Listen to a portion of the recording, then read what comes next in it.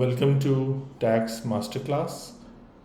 I am advocate Anthony Williams और आप देख रहे हैं टैक्स मास्टर क्लास।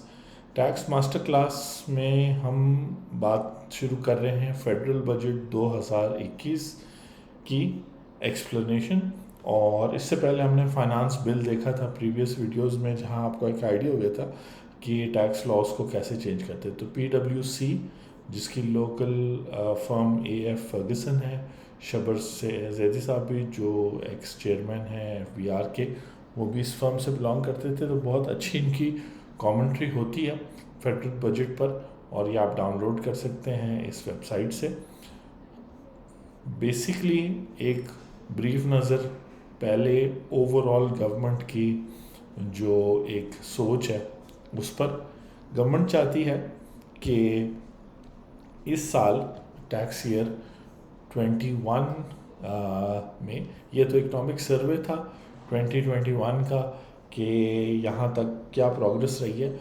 और इस कमिंग ईयर में 21-22 में गवर्नमेंट चाहती है कि 5% के हिसाब से GDP ग्रोथ हो। GDP ग्रोथ क्या चीज़ होती है? GDP ग्रोथ ये होता है कि आप चाहते हैं कि आपके मुल्क में जो प्रोडक्शन हो रही है, चाहे वो गुड्स हैं, सप्लाईज सर्विसेज हैं, चाहे एक्सपोर्ट है, चाहे मुल्क के अंदर कंज्यूम हो रहा है, वो जो है ओवरऑल 5% से इंक्रीज़ हो। और पिछले साल भी 3.94% से हुई थी।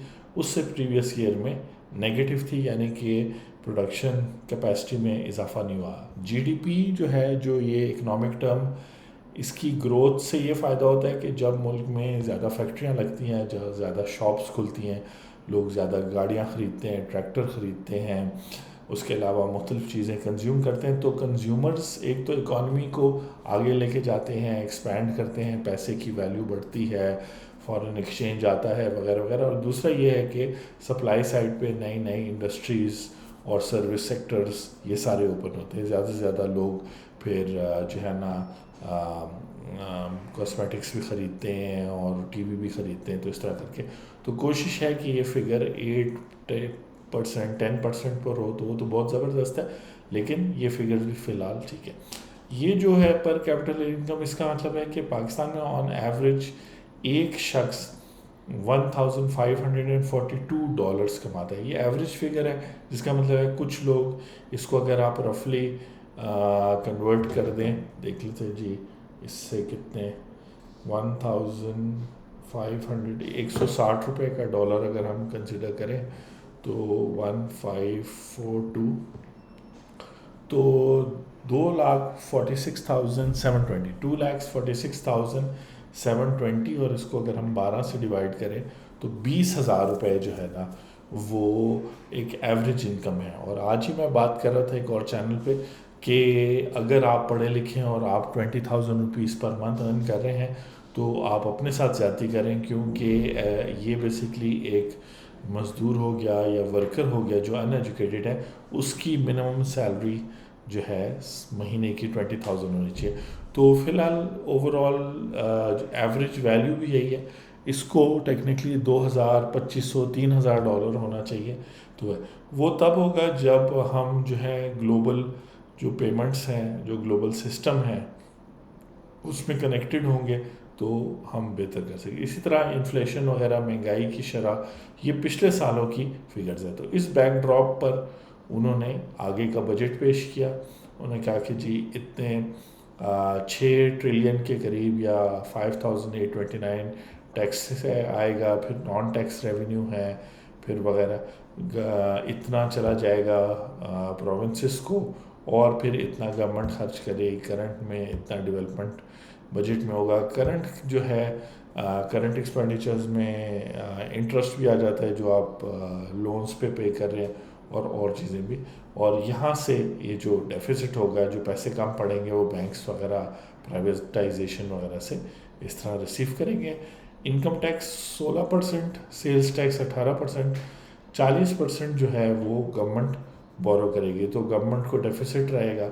और ये मुख्तलिफ जो है ना, इस 40% को इस तरीके से पूरा किया जाएगा। और आउट में आप देख सकते हैं प्रोविंसेस को जा रहा है 22% इंटरेस्ट जा रहा है, उसके अलावा डिफेंस के लिए 10% जा रहा है, डेवलपमेंट एक्सपेंडिचर 8% है, और फेडरल गवर्नमेंट वगैरह। तो इस तरह से आप कह सकते हैं कि, और ये फिर कुछ डायरेक्ट टैक्सेस और पाकिस्तान में income tax, worker welfare direct taxes हैं, कस्टम सेल्स और फेडरल इनडायरेक्ट टैक्सेस हैं। ये ओवरऑल एक कॉन्सेप्ट है कि मुख्तलिफ़ चीज़ों पे जो है किस किस्म का टैक्स लगाया जा रहा है। और अब इसके बाद हम देखते हैं कि स्पेसिफ़िक जो ट्रांजेक्शन्स हैं, इनकम टैक्स ऑर्डिनेंस 2001 में सबसे पहले वो कह रहे हैं introduction of special tax regime for small and medium size manufacturing enterprise. तो एक एक वर्ड को गौर से समझिए और याद रखें कि ये चूँकि एक जो है PwC कंपनी, जो ऑडिट फर्म है पाकिस्तान की सबसे बड़ी, उनकी इंटरप्रिटेशन है। उन्होंने फाइनेंस बिल देखा, फाइनेंस बिल की वर्डिंग देख के उन्होंने फिर एक कमेंट्री की है जिसको हम यूज़ कर रहे हैं समझने के लिए कि कौन कौन सी चेंजेस हुई हैं।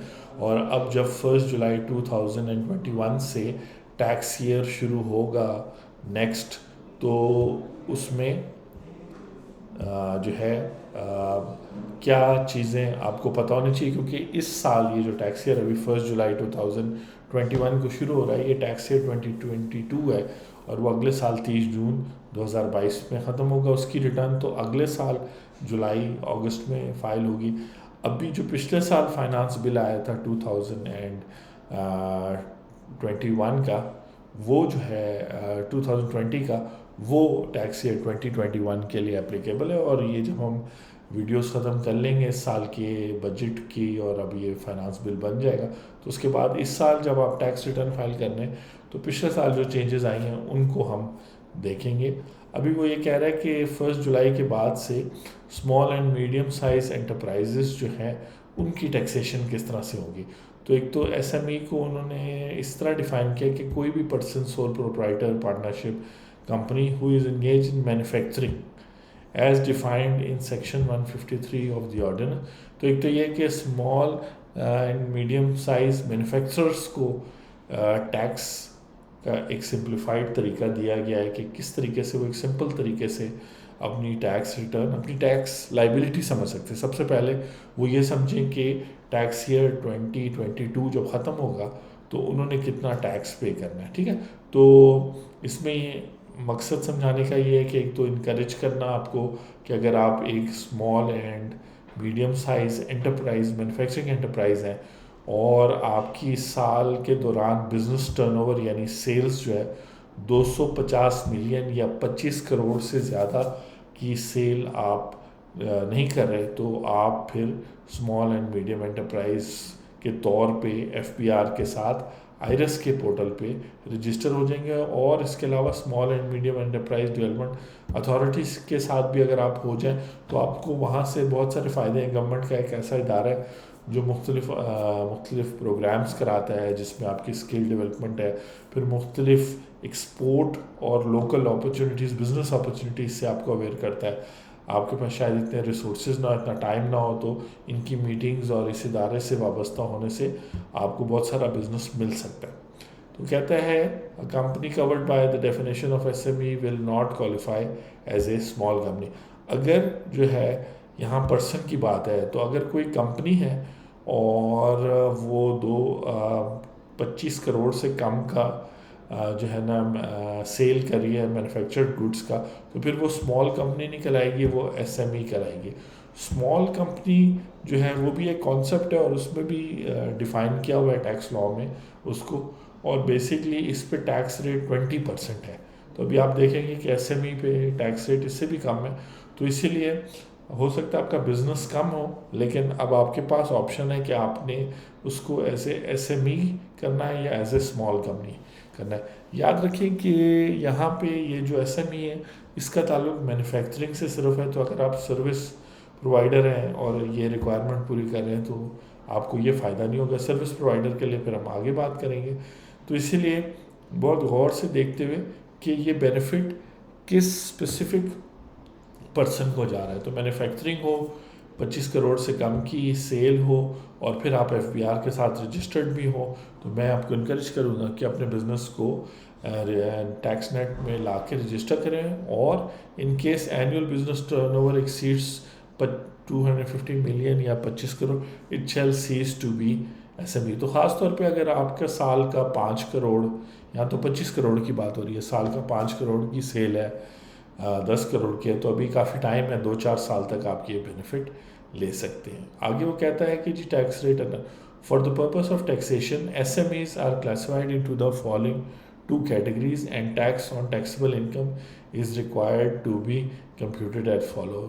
यानी कि वो यहाँ जो लोग ये पहली कंडीशन पूरी करेंगे उनकी फिर 2 कैटेगरीज होंगी। एक ये होगी कि वे टर्नओवर टैक्स यानी बिजनेस टर्नओवर जो है वो 10 करोड़ से कम है, तो उनके टैक्सेबल प्रॉफिट पे, उनकी सेल में नहीं, उनके टैक्सेबल इनकम पर जो है उनको 7.5% टैक्स देना पड़ेगा।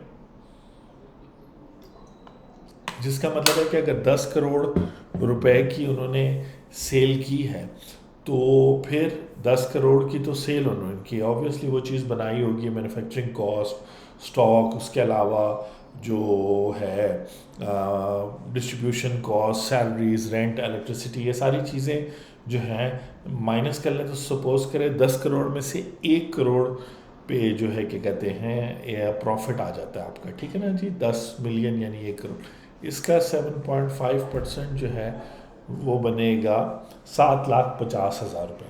तो अगर 10 करोड़ की सेल भी होती है, अगर कम होती है तो फिर, और प्रॉफिट मार्जिन आपका ये है तो फिर कम भी है, लेकिन अगर 10 करोड़ की सेल भी होती है तो 7.5% टैक्सेबल इनकम का मतलब है कि 10 करोड़ में से सारे बिजनेस एक्सपेंसेस माइनस करके, और इसीलिए अच्छे अकाउंटेंट और अच्छे टैक्स प्रोफेशनल्स आपको रखने चाहिए जिनको एग्जैक्ट पता हो कि कौन किस तरीके से मुख्तलिफ बिजनेस एक्सपेंडिचर किए जाएंगे तो वो डिडक्टेबल हो सकेंगे, यानी आप माइनस कर सकेंगे अपने सेल्स में से। सेल्स पे तो मोस्ट प्रॉब्ली आप सेल्स टैक्स भी पे कर रहे होंगे, तो इस वजह से आप जो है जो आपको प्रॉफिट बचेगा उस पर आप जो है 7.5 करेंगे। और अगर आपकी 10 करोड़ से 25 करोड़ के दरमियान है तो फिर आप 15%। तो सेम एग्जांपल ले लें, अगर आपकी 15 करोड़ जो है वो इनकम है और 15 करोड़ में से आपको 2 करोड़ जो है वो प्रॉफिट बचता है, लेकिन 15% के हिसाब से आप उस पर 30 लाख रुपए टैक्स देंगे। तो इस तरीके से ये होगा कि जितनी भी आपका पूरा जो सिस्टम है बिजनेस का, आपकी फाइनेंशियल ट्रांजैक्शन, आपके इनकम, आपके एक्सपेंसेस, फिर आगे आपको जो प्रॉफिट मिलेगा as owners of the business, आप जो सैलरीज देंगे, सब चीज़ें टैक्स नेट पे आके प्रॉपरली उस पर टैक्स पे हो जाएगा। इसमें उन्होंने एक ऑप्शन दिया है कि ये तो नॉर्मल टैक्स के हिसाब से आप टैक्स देंगे। आप अगर चाहते हैं कि मेरा ऑडिट भी ना हो और मैं ऑडिट में भी सेलेक्ट ना हूँ और मैं ख़ास बुक कीपिंग भी ना करूँ, क्योंकि बुक कीपिंग वगैरह आप इसलिए करते हैं कि कल को हम भी अपने क्लाइंट्स को समझाते हैं कि आज अपनी टैक्स रिटर्न करेक्टली फिल करें अकॉर्डिंग टू प्रेजेंट लॉ, ताकि जब ऑडिट हो 2 से 3 सालों में तो आपको कोई प्रॉब्लम ना आए और एडिशनल कोई टैक्स लायबिलिटी उस स्टेज पे आपको पे ना करनी पड़े। तो यहाँ ऑप्शन दिया गया है फाइनल टैक्स रिजीम का।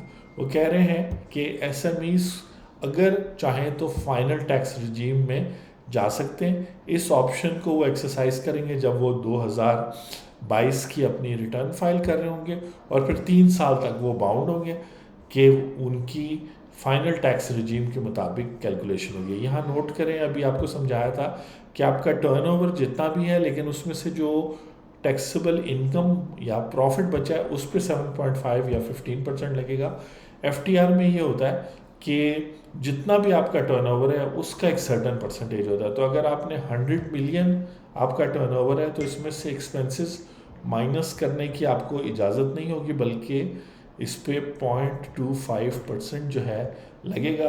तो 2,50,000 जो है ना आप पे करेंगे, और इसमें जो है आपका ना तो सेक्शन 177 के तहत ऑडिट नोटिस आएगा, ना ही 214C के तहत आप बैलेट में सेलेक्ट होंगे। यही तरीका है, पहले 214C में आप बैलेट में सेलेक्ट होते हैं, जैसे अभी पिछले साल 2018 वाली हुए लोग हुए थे, और फिर सेक्शन 177 में जो है आपको ऑडिट का नोटिस आता है, जिसमें एज ए मैन्युफैक्चरर आपको फिर जारी बात है सारे आपके रिकॉर्ड, सेल, परचेज, और तो आप कहेंगे कि फिर यहाँ पे 2,50,000 बन रहा है और यहाँ अगर एक शख्स हो, तो इस स्कीम में वो लोग फॉल करेंगे जिनका टैक्स लॉस होगा, और चूंकि उनका टैक्स लॉस होगा तो उनको ये टैक्स पे नहीं करना होगा, तो वो लोग नॉर्मल टैक्स में चले जाएंगे।